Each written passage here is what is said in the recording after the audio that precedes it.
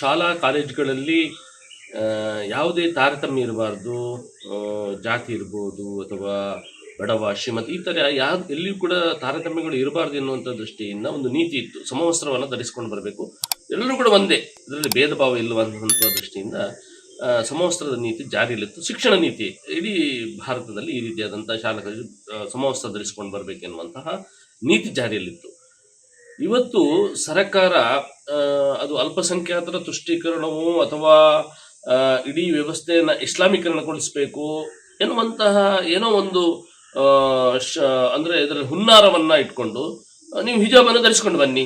ಪುನಃ ಹಿಂದಿನ ಸರ್ಕಾರ ಇವತ್ತು ಹಿಜಾಬ್ ಅದು ಧರಿಸಬಾರ್ದು. 2021 ಡಿಸೆಂಬರ್ ತಿಂಗಳಲ್ಲಿ ಆದಂತಹ ವಿವಾದ ಇಡೀ ಎಲ್ರಿಗೂ ಗೊತ್ತಿದೆ.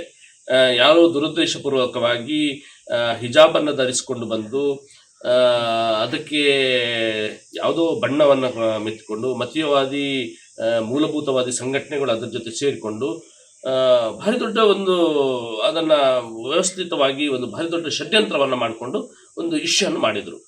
ಆದರೆ ಸರ್ಕಾರ ಅವತ್ತು ಭಾರಿ ಗಟ್ಟಿಯಾಗಿ ನಿಂತು ಹಿಜಾಬನ್ನು ಧರಿಸ್ಕೊಂಡು ಬರಬಾರದು, ಎಲ್ಲರೂ ಕೂಡ ಒಂದೇ ಎನ್ನುವಂಥದ್ದನ್ನು ಅವತ್ತು ಸರ್ಕಾರ ಹೇಳಿ ಆ ಹಿಜಾಬನ್ನು ನಿಷೇಧ ಮಾಡಿತ್ತು. ಆದರೆ ಈಗಿನ ಸರ್ಕಾರ ಇವತ್ತು ಹಿಜಾಬನ್ನು ಮತ್ತೆ ನೀವು ಹಿಜಾಬನ್ನು ಹಾಕ್ಕೊಂಡು ಬನ್ನಿ, ನೀವು ಈ ರೀತಿಯಾಗಿರಬೇಕು, ನೀವು ಈ ರೀತಿಯಾಗಿರ್ಬೇಕು ಎನ್ನುವಂತಹ ಯಾವುದೋ ಒಂದು ಇಡೀ ಸಮಾಜವನ್ನು ಒಡೆಯುವಂತಹ ಷಡ್ಯಂತ್ರವನ್ನು ಒಡೆಯುವಂಥ ಕೆಲಸವನ್ನು ಮಾಡ್ತಾ ಇದೆ. ಇದು ಸರ್ಕಾರದ ಇಡೀ ರಾಜ್ಯವನ್ನು ಇಸ್ಲಾಮೀಕರಣ ಮಾಡುವಂತಹ ಅಥವಾ ಜಿಹಾದಿಗೆ ಒಳಪಡಿಸುವಂತಹ ಕೃತ್ಯ ನಡೀತಾ ಇದೆ. ಇದರಿಂದ ಹಿಂದೆ ಒಂದು ವ್ಯವಸ್ಥಿತ ಸಂಚು ಇದೆ ಎನ್ನುವಂಥದ್ದು ನಮಗೆ ಗೊತ್ತಾಗ್ತಾ ಇದೆ. ಅದಕ್ಕೋಸ್ಕರ ನಾವು ತಕ್ಷಣ ಸರ್ಕಾರ ಏನಿವತ್ತು ಹಿಜಾಬನ್ನು ಮತ್ತೆ ಹಾಕೊಂಡು ಬನ್ನಿ ಎನ್ನುವಂತಹ ಏನಿವತ್ತು ಜಾರಿಗೆ ತಂದಿದೆ, ಹಿಂದಿನ ಸರ್ಕಾರದ ಆದೇಶವನ್ನು ಹಿಂಪಡೆದಿದೆ, ಅದನ್ನು ತಕ್ಷಣ ಹಿಂದಿನ ಸರ್ಕಾರ ಯಾವ ರೀತಿಯಾದಂಥ ಆದೇಶ ಇತ್ತು ಅದೇ ರೀತಿಯಾಗಿರಬೇಕು. ತಕ್ಷಣ ಈ ವ್ಯವಸ್ಥೆಯನ್ನು ಕಾನೂನನ್ನು ಹಿಂತೆಕೊಳ್ಬೇಕೆನ್ನುವಂಥ ಆಗ್ರಹವನ್ನು ಈ ಮೂಲಕ ಮಾಡ್ತಿದ್ದೇವೆ.